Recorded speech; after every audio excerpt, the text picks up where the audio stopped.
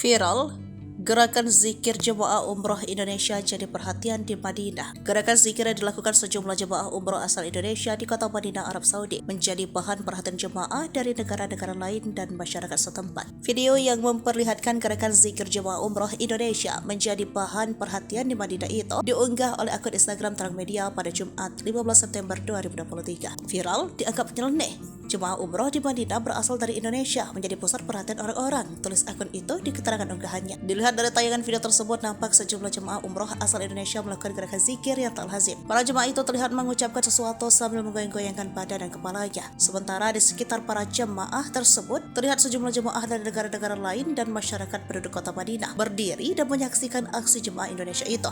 Menurut sejumlah warganet, gerakan zikir yang dilakukan jemaah umroh tersebut merupakan budaya lokal daerah yang dibawa para jemaah Madinah.